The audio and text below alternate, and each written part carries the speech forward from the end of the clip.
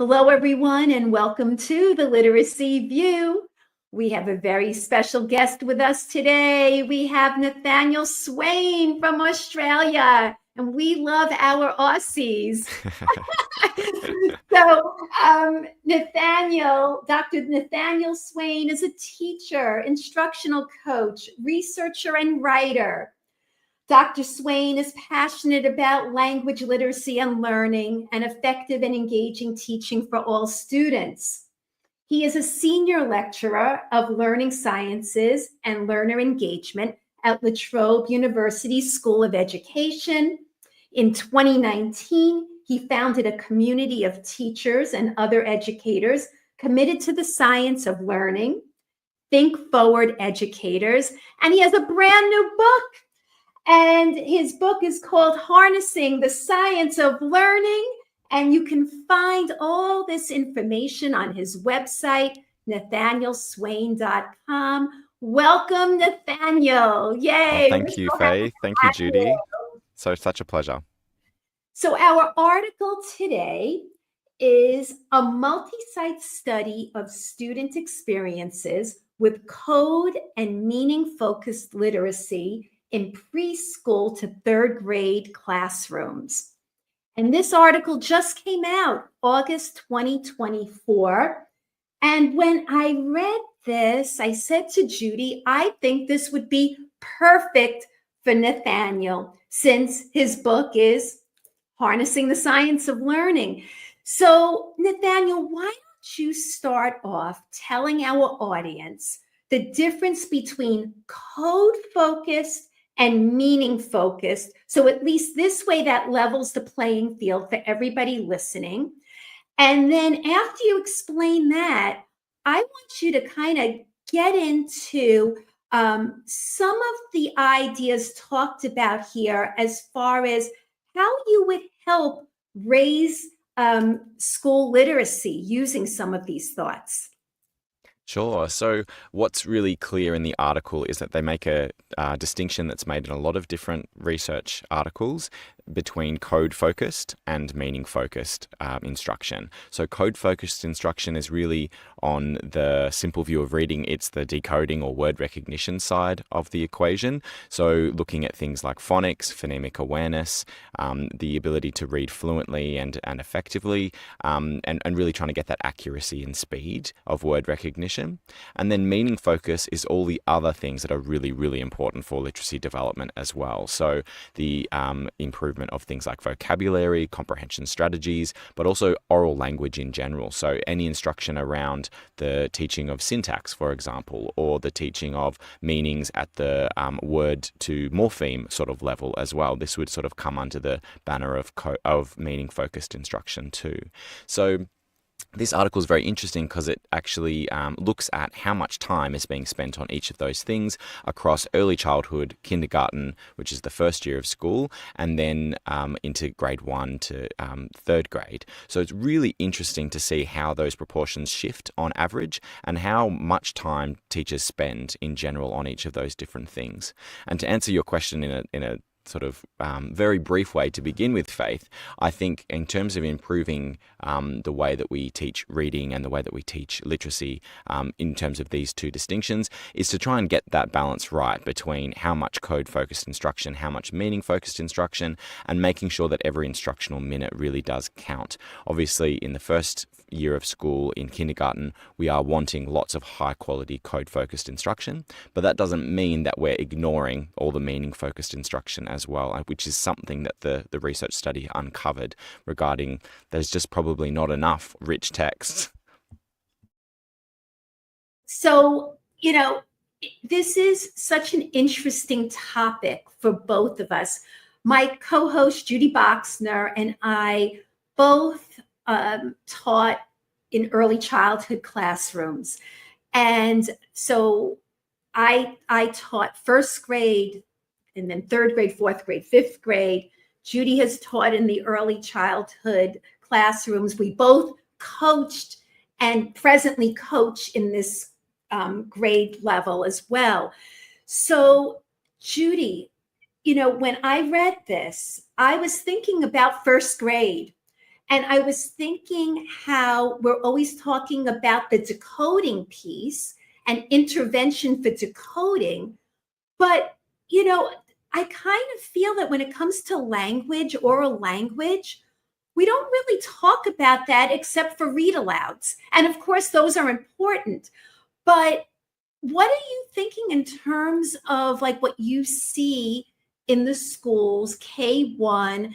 Is that something that people talk about for intervention, oral language, or is it mostly the decoding piece? So this is a topic that I'm actually obsessed about. Nathaniel, I came from the read and recovery days. A lot of people know that my past was in that world, and my whole life was code and meaning, but there was no overemphasis on meaning first. And right now, for the last 8 or 9 years, I've been in the structured literacy world, and I feel like there has been much greater attention on decoding, and I think that that was the missing piece, that we didn't go in heavy enough on decoding and what it means to show kids how to read, and that orthographic mapping and that phonemic awareness. And I think that what's happening now is that there are some people, and I won't say everybody, but there are some people right now that think that that's the most important piece. And I'll even hear from teachers, why do we still have to do that knowledge building component of our ELA block, like either HMH or wit and wisdom or expeditionary relearning?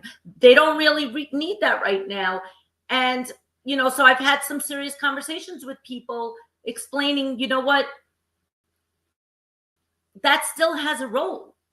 Understanding what we're reading and being able to, talk about stories and what's happening and character motivation and, oral language in general, being able to, articulate your ideas is a critical piece. And I think that it's a very dangerous path that we go down if we don't focus on that, especially when language is developing. We know that when, kids come out of the womb, the language experience begins. Even babies babbling, babies making sounds. So I think that it's very important for people to understand that, yes, we know that teaching kids how to read is very important. And we know that, that balance shifts, when they get to third grade, it's more reading to learn. But we can't say that that's not important for early learning. And looking at that article, it was kind of, it confirmed what I believed. And it was nice to see that there was research attached to the article, although some pieces look like there were pieces that weren't research related. So that was a little confusing, and hopefully we could untangle that as well. But I think that also you guys mentioned small group instruction. I see a lot of early reading lesson plan templates now look like they're following decodable protocols for kids that are still struggling to crack the code, with pieces of asking questions on there. So they almost look like guided reading, but with a different lens, with a heavier lens on decoding, with some sprinkles of questions.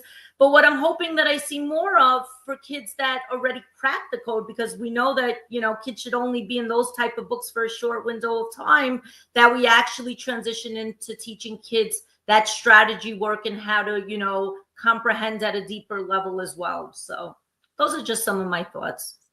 So Nathaniel, why don't you give us some ideas and share with us how we could get perhaps this shift from just pretty much focusing on, let's say, decoding at the beginning and build in more of that language piece, especially for intervention for K and 1, and then the opposite when in second and third, where they're mostly doing, let's say, meaning focused exercises.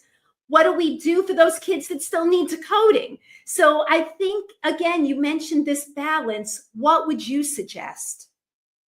So I think fantastic points that you've both raised there, and really, it's all in the interest of getting the mix right so that students' time is really well spent. Because as I like to say to so many of the professionals that I collaborate with, we can't, this is not our time. This is the time of the students that matters the most, and they can't just do over and sort of do a year again. It's very uncommon for that to happen these days. So how we spend our time is really important.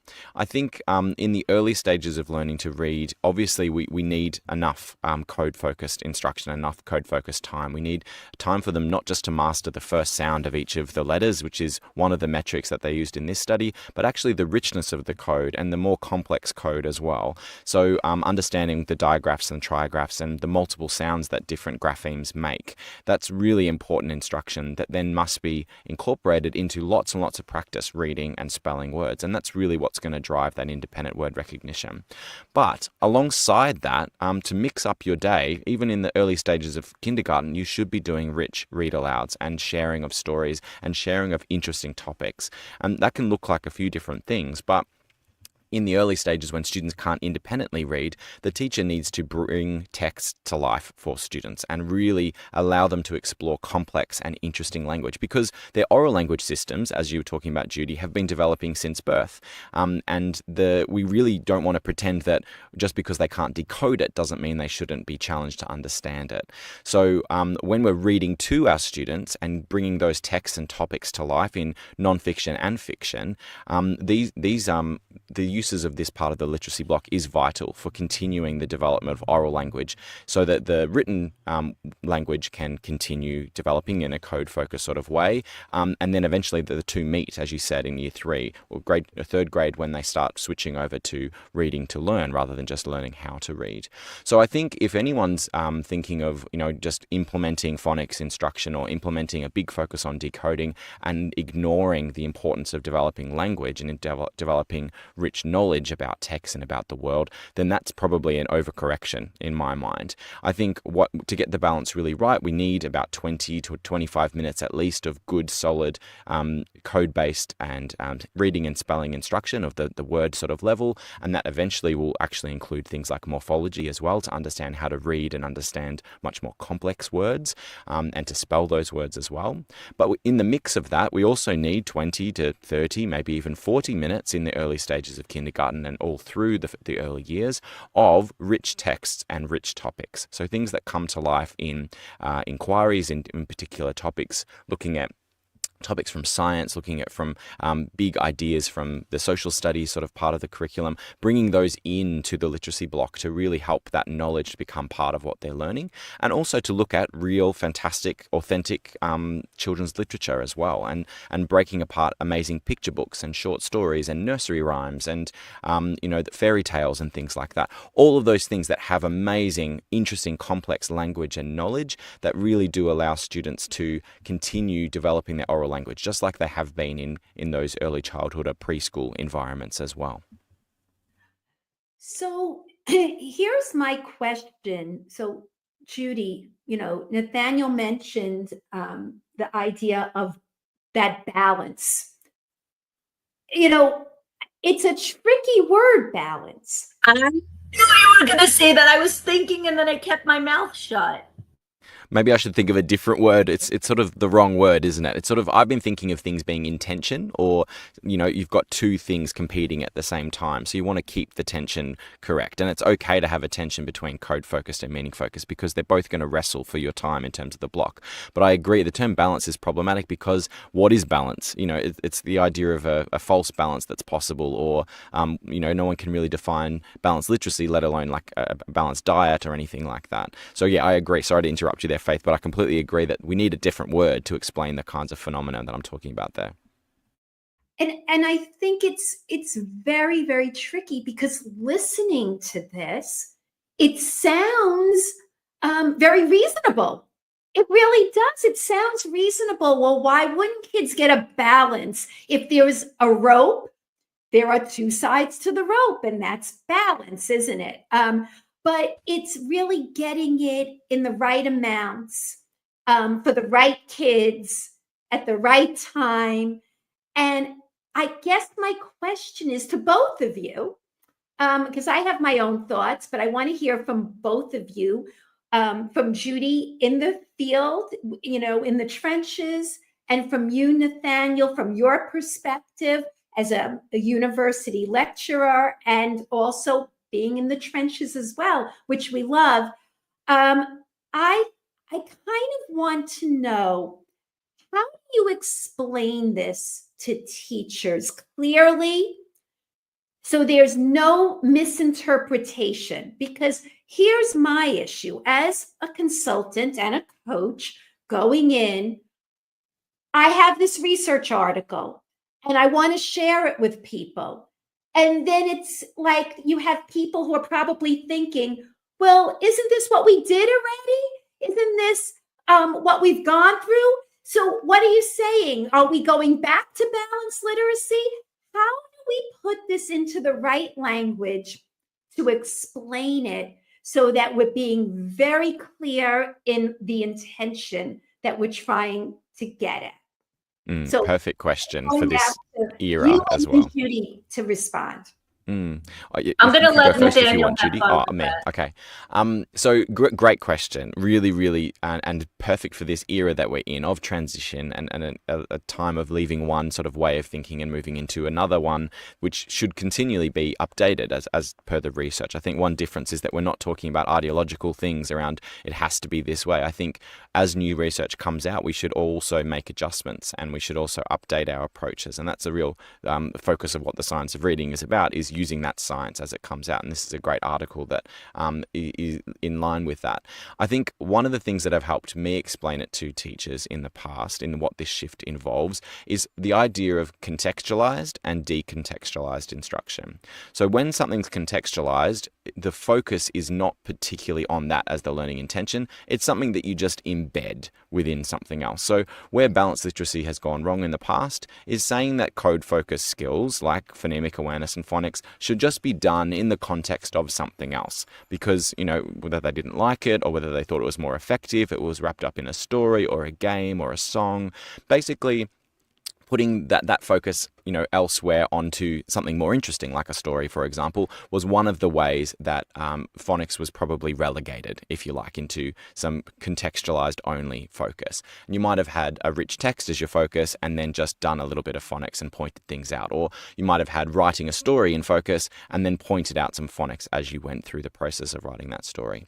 One thing that I think has cut through with a lot of teachers is I've got this model called inverting the balanced literacy era, and it's basically instead of having phonics and phonemic awareness and handwriting and things like that in a decontextualized form, actually putting them front and center, front of mind for that 25 minutes of instruction. So not being afraid to actually teach them explicitly and to teach them directly and saying, well, this is this code and this is the sound that it makes, or this is this sound and here are the spellings that it makes. And let's read and spell some words, and actually just choosing a list of words to practice reading on and being okay with that. It doesn't have to be part of a story or part of an exercise or an experience, because the experience is just focusing students' attention on those important little nuggets of information, which is the code that they're trying to master and how to read and spell those words. And I think the other thing that's been sort of flipped around the wrong way, if you like, in the balanced literacy era is the idea that you can just develop comprehension strategies on any text at any time. And I think where comprehension strategies and that instruction that's targeted around metacognition and helping students to navigate text really pays off when we put the focus on the richness of the text at the forefront. So when you point out, I think I should make an inference here, or maybe has someone got a prediction on what happens next in the story, when students are able to keep their attention mainly on the story and the text and how it's unfolding, and then be occasionally directed to, when it's relevant to use those strategies suddenly become a lot more useful and a lot more targeted. I think one of the challenges that we've had in the balanced literacy era is that it's felt like we've just practiced a strategy and it's been weeks and weeks on that one strategy, and then everyone's gone off and practiced that strategy on any text, anytime at their particular level. And as a result, the teacher doesn't really know what are they reading about, what are they learning about, what's the knowledge or the language within those texts text because they might be on 30 different texts at one time. So in terms of being aware of what's happening for their comprehension, it's much harder to delve into it. But if you do a shared text that's together and that's on a particular theme or a continuation of a topic, if it's nonfiction, or a different kind of story that's along a similar line to what you've learnt before, if you're doing a series of narrative texts, then students can go off and read more about that topic, or read further, or read deeper, or read at a slightly easier level but on the same vein. Then students are actually able to show what they're learning and what they're starting to know, and also use those comprehension strategies strategically. Meanwhile, you've got your code-focused stuff happening. You're teaching that directly. You're not being afraid to teach that in a really explicit and systematic way, and then say, okay, pause. We've just worked on those literacy skills. Let's get some beautiful texts out now.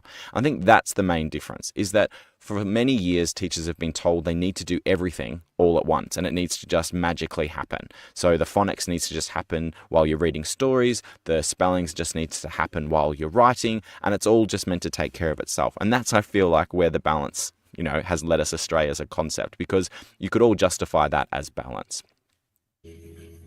So, Judy, as I'm listening to Nathaniel, I'm thinking about our conversation we had with Bruce Howlett. So I don't know, Nathaniel, if you saw that episode, but he talks about multi-component instruction.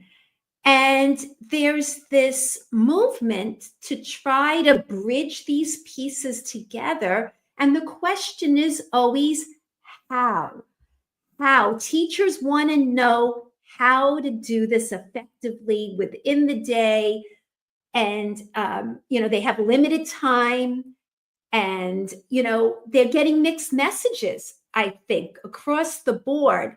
And, I'm listening to Nathaniel say, there's nothing wrong with saying that this is my time to do this type of work, and then moving on to something else where we're going to now apply some of this work to reading something that's rich in context, and try to apply those strategies to a passage.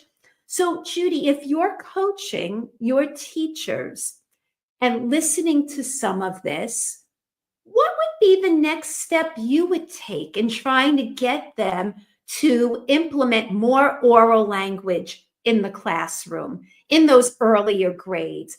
And how would you advise, let's say, second grade, that you can't give up on decoding if you have kids who still can't decode? Like, what would be some of that advice that you would give? So generally, Nathaniel, I have to also say, so many things that you said spoke to me. And I think that, my experience in balanced literacy, there were some components that were strong. And I've said it on this podcast over and over again. I think the problem for me was I wasn't following the scope and sequence. Super problematic. I wasn't teaching kids how to decode well. Super problematic. And the third thing that was super problematic was the type of text I was instructing kids with at the early levels. I was using a lot of pattern books that wasn't really reading, and there was multisyllabic words in level A, B, C. I won't get into that, but there were some major problems. But on the other hand, there were some practices that were deeply aligned to the science of reading and stuff that I'm still doing now and doing even better now. So I think, Faith, that connects with what you mentioned with Bruce Howlett. I think the key really is pedagogy and understanding that intentionality of what am I doing right now? What is the goal right now with students? And then connecting it to what Faith is saying. I think the first step as a coach of what I'm trying to do is look at the data. And that's why tomorrow, when I get up tomorrow and go back to work, we're having data chats. So I tried to do data chats after we did universal screeners with the whole K-2 team. And I feel like people didn't walk away with a lot. I think when you're like just running through data and everybody's in the same room, it's not as effective. So now I'm having more personalized chats where we're looking specifically at each group, because now the screeners actually put kids into groupings by skills. And making sure that my teachers understand what some of the struggling readers still need. They might need some more additional practice with phonemic awareness. They might need more practice with decoding. They might need more practice with phrasing and fluency, but also seeing that, guess what? There's some kids in your class, they crack the code. They can read more complex text. So having those discussions, what are we going to do with those students right now? What is the most effective use of their instructional time when they're having a small group? Are they ready to read a chapter book? Or are they still going to read a book with vowel teams when they already know how to decode a vowel team? So I think it's basically getting really granular when you're looking at data is step one for me as a coach. And I think also having those continued conversations when I have teachers tell me, Judy, forget about HMH or forget about wit and wisdom. No, we're not forgetting about knowledge building. That plays a very important role in young kids' lives. And I think it's explaining the purpose of what are we doing and why is really important for teachers to understand where we're going. It's 100%. not one or the other. So what's that song? You can't have one without the other. Is there a song like that? So Nathaniel, let's talk a little bit about differentiation. So as what I'm hearing Judy say is you're going to have kids in kindergarten coming into kindergarten and they could read already. They broke the code even before they started school, or, they are progressing nicely and they don't need really much more in that area, in the decoding. So how would you help a school harness the science of learning and try to differentiate in tier one? We're not even talking about going on to intervention, just a tier one. What are you saying to them to differentiate, to bring more oral language? Yep. Faith, let me just chime in also for a lot of our listeners. Some of our listeners get sad when we don't mention writing as well. I know that this main focus isn't writing, but a lot of people have been frustrated when everybody says it's the science of reading and we don't explicitly mention writing. So I just have to put that out there. I'm glad you said that because honestly, my mind just assumes, and you should never assume. But yes, I'm talking about reading, writing, all the components. How do we differentiate at tier one, looking at the different grade levels, and what would you advise teachers to do? So it's really interesting and sort of bringing back some of the concepts from the article, which is in focus today. There are some really interesting decisions that you have to make as a teacher around how do you spend your time. One of the definitions of differentiation that is out there and that's used in this article is about how much individualized time is provided to a group of students or an individual student as a form of differentiation. And that's a definition that's probably easy to measure on the study that we're looking at today, because it was about measuring time essentially and sort of looking at the group and saying what is the teacher doing, what is the student doing, and seeing how much of that is additional sort of code-focused instruction or additional meaning-focused instruction, and essentially does it match up with those differences in the learners. And I think one sort of query I have with that concept of differentiation in that form is that I see differentiation as something that can be a lot more dynamic as well, and that can be in the moment. I think one thing that people say about whole class teaching, for example, is that it's always a one size fits all, and that it's difficult for the teacher to actually cater for differences. But in my experience and in the work that I've done with schools, in my own classroom and in other people's classrooms, you can actually have different levels of attainment operating in the one session. And I think what a good, clever, adaptive teacher will do is, and this is once you've been given the opportunity to learn this, because this is not something that's been used a lot in previous eras of teaching. So given yourself a chance to understand how this might look and to get coached in it, a teacher might actually have different levels of attainment happening in the one class. So you might have a lesson where you're doing some codes, you're reviewing the codes, and you're going to read some words with those codes in it. In the mix of those codes, you've got ones that are essential that everyone needs to learn.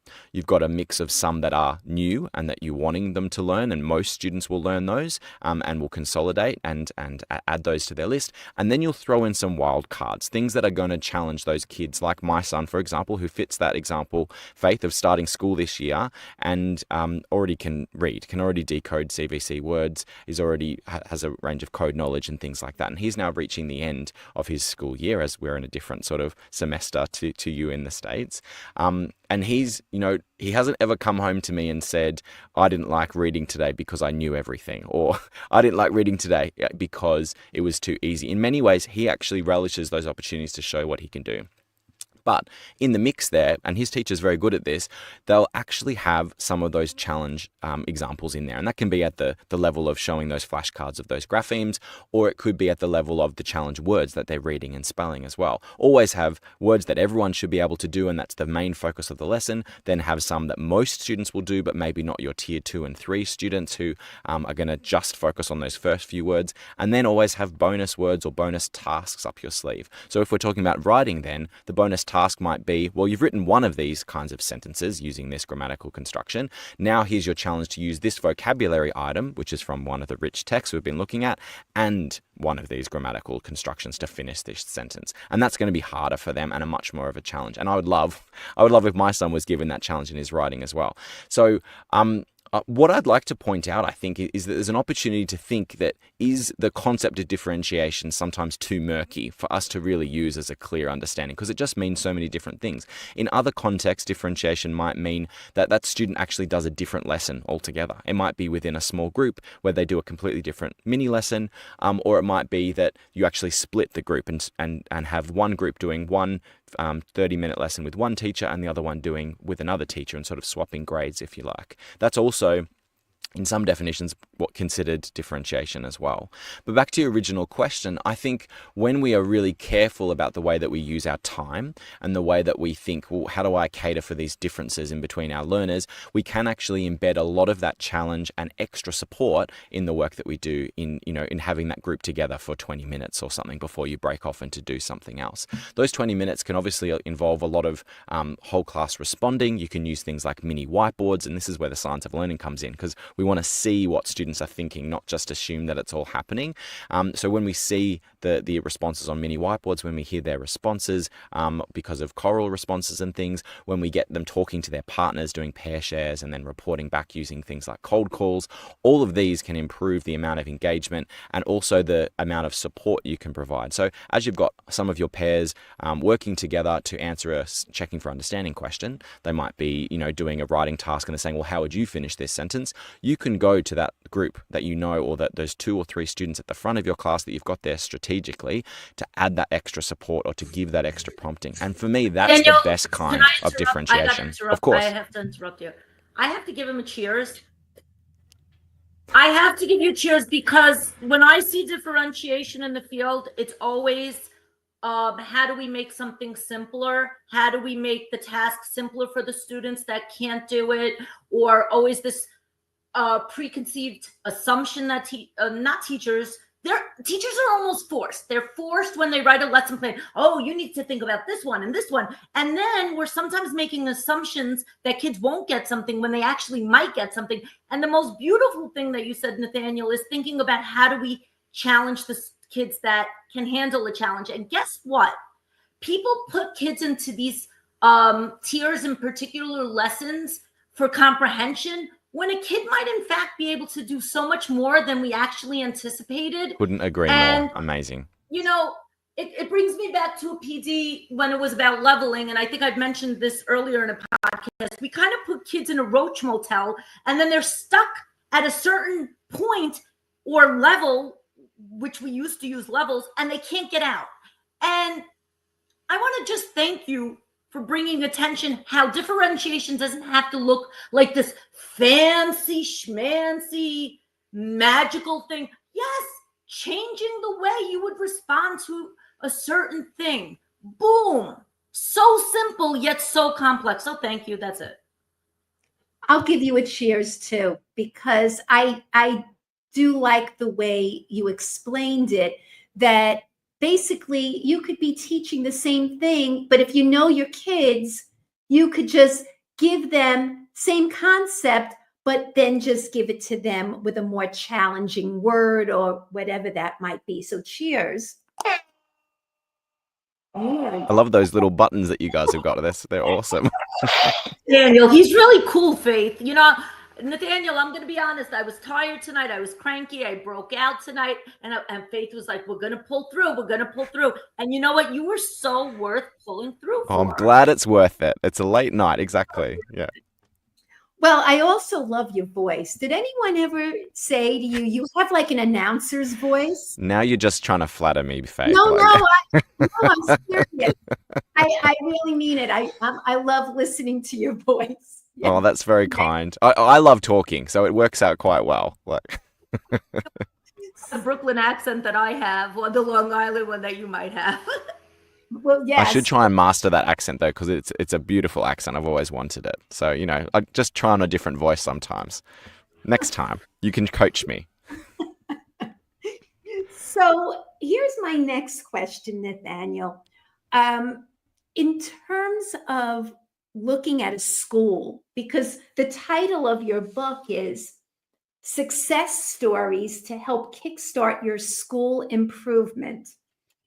Tell us how some of what we're talking about is part of your success stories that you've heard or that you documented in your book, because I think schools need to hear what others have done in order for them to say it's possible. Sometimes schools listen to this and they're like, that's a bunch of BS. Yeah. This can't really be done, right? So yeah, proofs of concept are so important. Exactly. Yeah. Social proof is so important. Tell us a little bit about that. So I really relish the opportunity to share these stories, and that's really the biggest reason why I did write this book.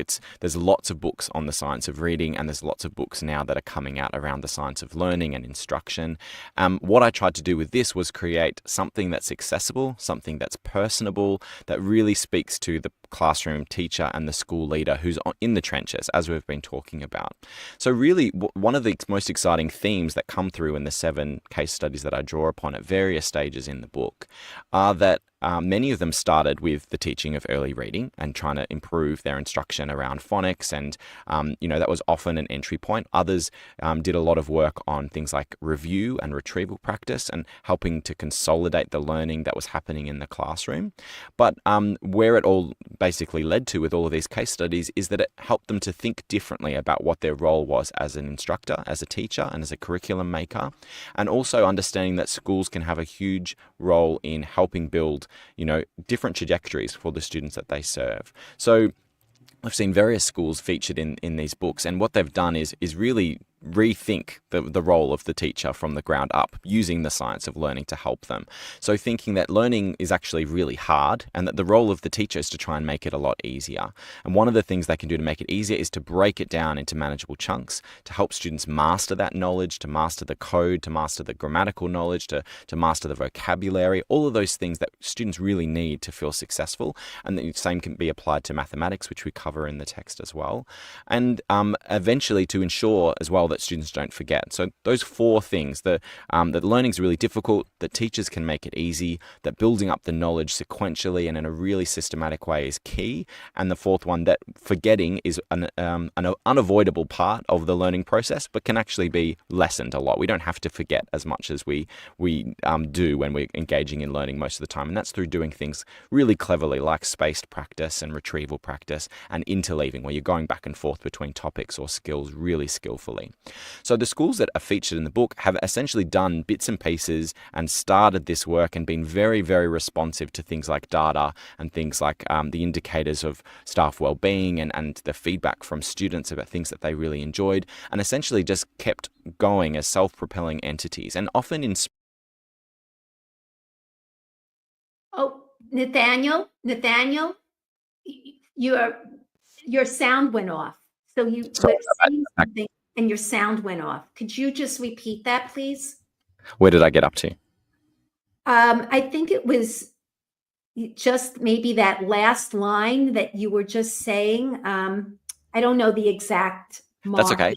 I'll take up where I left off. So the schools that eventually basically found a different way of working that was much more responsive to their students' needs, and essentially had quick wins that turned into larger wins, and essentially changed what the school looked like. So there's schools here that are really disadvantaged, that serve a very, very vulnerable community, that have turned into very welcoming and very safe and very productive places for students learning, when previously they were chasing the schools down the students down the street and trying to keep them in the schoolyard.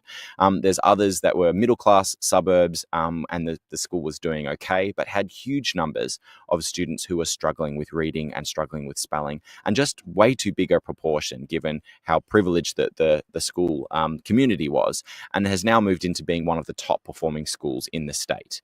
And that's really the proof of concept that I think that we've tried to communicate in this little book, and that really aligns beautifully with the work that you feature on this podcast, in that it's teachers and leaders on the ground using the research to inform their practice, and just being really clever about how to go about that implementation process bit by bit, year by year, and eventually having such strong practices that they start getting those wins in terms of results. Bingo. Nathaniel hit it on the money. You know what? Change takes time. And I think that's an important thing that people need to realize in this movement. But if you really are intentional, you do start seeing the changes sooner rather than later. I've been at my site now this is my second full year, but now it's 2.5 years at the site, and I'm starting to really see a shift. So like last year, probably not as much. This year, a lot more. Like we're having teachers in the building actually say, wow, the kindergarten team must have done a really good job. We have kids that could read in first grade right now. And then we're having third grade teachers saying, wow, we have a lot less kids that are struggling to read now. So the change does happen. Just for the people out there implementing, change does take time. But if you stay true to the course, it happens quicker than I actually realized. So you mentioned something very important about, practice, basically talking about retrieval practice, so that kids don't forget. A lot of times teachers will say, well, I taught that. But if they're not holding on to it long term, then it doesn't really have much value. We need to think of it differently to try to build learning that sticks. So, what are some strategies, Nathaniel, that you could share specifically that would be to build, long-term understanding in reading and writing? What's something that you would share with us? So in the code focused realm, just as an example, really all of the really essential elements of the lessons that you've taught previously can be condensed into a very quick sort of fast-paced, fun, energetic review. And so in Australia, there's a really big focus on something called daily review, and it aligns with Rosenshine's principle. So Barack Rosenshine, a big figure in explicit instruction, said that daily and monthly and weekly review is really important for closing those gaps that we're talking about. So the daily review has been a big pedagogical practice that's taken off here, and it's basically 10 to 15 minutes of lots of different snippets of previous lessons, where students respond in fast-paced with choral responses on mini whiteboards with a pair share, cold call, but really, really fun, energetic, and essentially mean that we're not just covering new content every day. We're going over things from last week, last month, and even last term on a graduated basis that follows something called the forgetting curve, so that we can reduce the amount of forgetting over time. And the number of reviews that we need after the initial review and then the second review actually can wane off, and the space between reviews can increase. Hence that focus on last month, not every sort of week we're going to do what's happened 3 weeks ago and 4 weeks ago and 5 weeks ago. So that focus on review, in some cases, in the books, in the case studies in the book, have actually been the driver of change in and of itself. So they might not have touched writing or mathematics as yet, but because their teachers automatically started doing some daily review of previous content, because they thought, oh, it's working well in early reading, it might work really well in these other subjects, they've suddenly been the standout in their district. And the leaders have come and sort of asked the principal, what have you been doing on the teaching of writing or mathematics? And they've said, well, we haven't actually done anything on that yet. All we've been doing is early reading, but that must be the daily review. And that, there's nothing truer, I think, as a clear example of the power of helping students to just not forget things by giving them an opportunity to test themselves and see if they remember. And that process of trying to remember actually can make those connections a lot stronger. So as a simple practice that any teacher can be doing, take 5 to 10 minutes of your every lesson and review previous content. Don't just show it and say, look at all these things that you've remembered that I've shown you before. Actually have an element of testing. So getting students to see if they can recall it. So you might have digital flashcards where you've got one side is the sound, and on the other side, you have to retrieve what the code is, for example. You might have a sentence completion task that they have to complete. So they've got the first part and they have to do the rest using their knowledge or using the vocabulary or the grammar that you've been teaching. So all of those things really added up can make a really strong investment in ensuring that all that great teaching you're doing isn't wasted, because essentially a lot of the time the things that we teach are forgotten, and there's nothing more depressing for time poor teachers than that. You know, I don't know, Judy, if you did this, but when I taught first grade, I used something called DOL, Daily Oral Language, and I would put up a sentence on the board and we would correct it together. And that was something I think that a lot of the teachers did. We all had our DOL sentences, and we Just didn't call it DOL, but yes. Yes, and it was just correcting it to, what's missing here, whether it's a capital or punctuation or the wrong tense, or, it would be a way to kind of review what we've done in other lessons. I used to call it writing crimes. That's probably wouldn't fly right now in classrooms, but I used to call it writing crimes. Let's see which writing crimes we committed. Yeah. And then I had writer's jail. Yikes. So, Judy, the kids loved it. And you know what, though? Everybody capitalized and everyone remembered it. It's a memorable title for that. Yeah. It was. And it was so joyful. I will be honest, though. In this era of explicit instruction, I don't know why I'm still not seeing enough kids capitalizing in the field. I don't know why. Even with teachers being explicit, maybe there's an overemphasis on decoding and not enough on grammar instruction and so forth. But I don't know about you, Faith. What are you seeing in those classrooms? Are you seeing a lot of kids using capitals consistently without reminders? No. And I think especially those kids in classrooms where they are those targeted kids with some difficulties, I feel like capitalization and punctuation are both the first to go when they're trying to get their thoughts down. It's that working memory, they have all these thoughts, and then that's funny that you say that, but I work with kids that are gifted that are struggling with it. And I don't know, for the life of me, I don't know why. It's puzzling me as somebody who's been, working in education now for 28 years. I just see it across the board, struggling and non-struggling learners. It's bizarre. I wonder, Judy, if it's to do with the fact that things like capitalization and punctuation really do need to become automatized. So something you don't need to think about. One thing that I've seen work really well in the schools, some of which are featured in the book, is that they have a daily focus on things like sentence dictation. So writing down a sentence, not just at the word level, but writing down a sentence or multiple sentences that the teacher dictates. I know that seems quite old school, but the focus with that is on trying to get correct spelling, but also getting nice handwriting and correct capitalization and punctuation. When you've got the students in the process of writing their own pieces or even coming up with their own sentences, even at a basic sentence level, because so much much working memory.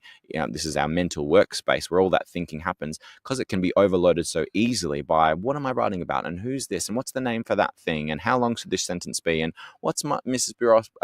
Bukowski been telling me about full sentences and when they should end, and all of that stuff happens. Then suddenly, you see the punctuation sort of fly out the window. So when you have that automatization, yes, that's exactly it. So making it more automatic, having a daily focus on it so that eventually they don't have to think about it. Same thing for handwriting, having 5 to 10 minutes a day where you just get the letters right, and just handwriting instruction is a mess too. But it's not hard to fix, I don't think. It's just 10 minutes a day and you could fix it. Probably, but I realizing that, like some of our programs that are out there, I'm not going to name the one that my school uses, but I think sometimes people have to realize that that might not be enough for some kids, and that they might need additional handwriting instruction, whether it be in their small group or with worksheets or with, handwriting without tears or something. I don't know, because for some kids, what I'm seeing, they're really struggling. Some kids in first grade, this is the way they're holding a pencil. And I just feel like, teachers are overloaded. They have so many kids in their class, and it's so hard to give that specific feedback to kids all the time. It's not easy. And I think what happens when we don't give kids specific feedback often is kids develop habits. And when you develop a habit, sometimes it's really hard to break that habit. Any tips on that, Nathaniel? And then I know I'm talking too much, but this is so fascinating. No, it's really good. And I think whether it's handwriting or things like sentence conventions with capitalization and periods, for example, it is about forming good habits. And what I really have seen work well in schools is when they essentially do that initial instruction very carefully, and they do things like, I don't know if you call them dotted thirds, the paper that has the dots on them that show you where to place the letter. Is that called something different in the States? I never heard of that expression, dotted thirds. I haven't, but I know the paper that you're talking about, and it's very clear where you should where to put the letters. Yes. So I advocate, and I've seen this work really well at my own school, in my own classroom, but at others as well. I talk about dotted thirds from day dot. So you actually get them writing the letters on that, even a large version of the dotted thirds from the very get-go, so that they have a sense of sizing and placement and scale very, very early. And initially you might just be doing the up and down motion similar to an A or an M, for example, and getting them used to going to the top line and then to the base line and back and forth. Or you might be getting to do a smooth wave-like motion that's like in a U or a W, and getting them to go from the midline down to the baseline in a sort of wave. But within the first few weeks, and I've done this in my own kindergarten classroom, within the first few weeks, you can then get them writing some A's and writing some M's and having a cycle of letters. This is I can share this resource if it's helpful, but we have a fortnightly cycle that we follow where it's the same letters every fortnight. There's 10 lessons and they just rotate through uppercase, lowercase, and they're grouped not by sound or by order in the alphabet. They're grouped by how they're shaped, so that we're actually getting those motor patterns set up from the first point. And the other thing that you can do initially, so this is right at the start of kindergarten, you can have a strong focus on pen grip. So alongside getting the dotted thirds work happening, you can make sure that they're actually all holding the pen as correctly as possible, or providing that additional input, whether it's a special pen grip that helps them to hold it more carefully when at the pencil. So it's or a triangular pencil, for example, that's easier to hold. All those things you can do from the start, so that you're not getting to grade 1 and still holding by the fist. I think in some ways we probably think, we don't want to be too explicit too soon when they first start school because we want to let them ease in. But for me, it's just an investment in their long-term writing or long-term reading. And if you can do it correctly and with a strong focus on the explicitness to begin with, students can approximate and get closer to the end point faster, which means they're not going to have that, holding the pencil by my fist feels good sort of feedback, which they will have for you in grade 1 if they've been doing it for 12 months or longer in preschool, obviously. 100%. And I have to say, Judy, what's interesting to me and this is exactly how I coach, Nathaniel, just what you're saying. It's like behavior management, classroom management. If you want to start the year off right, you have to develop certain habits. What you're saying is we don't wait for that length of time and then try to fix something. We try to get it right from the beginning, even if it takes a little longer. You want to develop the right habits, just like you would develop habits in terms of what the teacher expects with behavior. I think that's all good, as long as our leaders have realistic expectations of our teachers. I think part of the problem, and I know I'm going off tangent again, is that leaders very often have this, you need to be doing this at this minute and this at this minute and this, and because teachers are feeling that sense of anxiety to keep on pacing, that maybe they don't have enough time to just take that extra minute to help kids develop those habits. So it's just something I think leaders have to be aware of. And I think that, leaders sometimes haven't been in the classroom for a while teaching those kids, and it's easy to forget how hard it is to sometimes teach kids something as simple as pencil grip or how to slide through a word when they're just learning how to read. I think people don't realize how much it takes for teachers to help kids get to that automatic stage. It doesn't just happen through the power of osmosis. It just takes a lot of dedication and time. I completely agree. And I'm not sure if we're getting close to the end here, but something that I guess that brings us together in terms of the role of the leader in all of this is there's been a big focus in the schools that I feature in the book where the leader actually becomes just as important to understand the professional knowledge and professional learning as the teachers do. So the schools where they've done really great work, they're not administrators, they're instructional leaders, and they're in the classrooms with the teachers, at the professional learning with the teachers. They're fully understanding the programs that are being implemented and making really good decisions in consultation with middle leadership and with classroom practitioners as well. And the schools that I've featured and that have done really well in the Australian context here, and I think in a way that's generalizable to the States from what I've heard when people have started reading it, is that these principals are very knowledgeable and very good and also very responsive to what the classroom teacher needs, because they themselves can jump into the classroom at any moment and work with the teacher, or cover the teacher if they need to go and do something, or take that pressure off if they need to do that individualized support or assessment and things like that. And I think that's a real difference, is that you can't roll out practices that align really nicely with the science of reading or the science of learning if the leader is not is not engaged fully with that science. Something really important that we've seen is that the leaders need to know how to press go and press pause on initiatives so that teachers aren't feeling overwhelmed. Sometimes we need to actually pull things back before you start implementing things, and de-implementation is a big theme within this book as well, and it's something that's coming through the implementation science, which is, again, another field of science in itself on how to implement things well and how to make them maintain.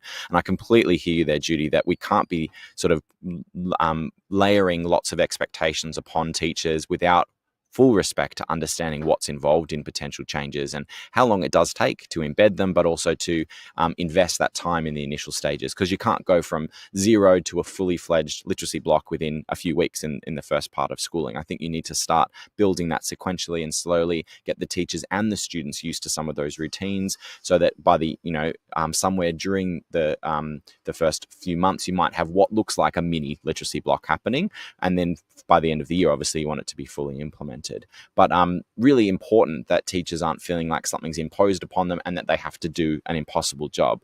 The leader who's helping making those decisions needs to know that it's possible and that it's probable that it's going to work out really well, and that everyone's got the best intentions at heart.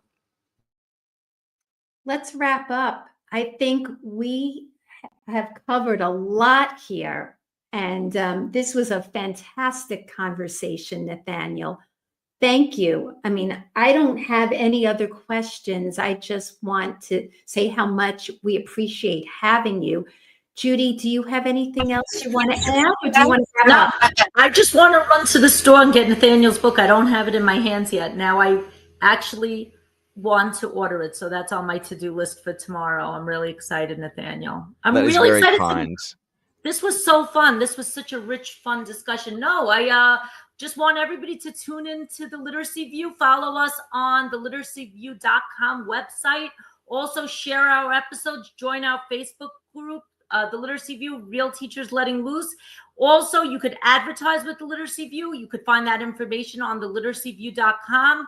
We could play your advertisements mid-roll, beginning, voiceovers. We're doing all that good stuff, and donate to the Literacy View. And we're hoping to change lives one view at a time. Thank you. Thank you very much. And we will be in touch. All right. Good night.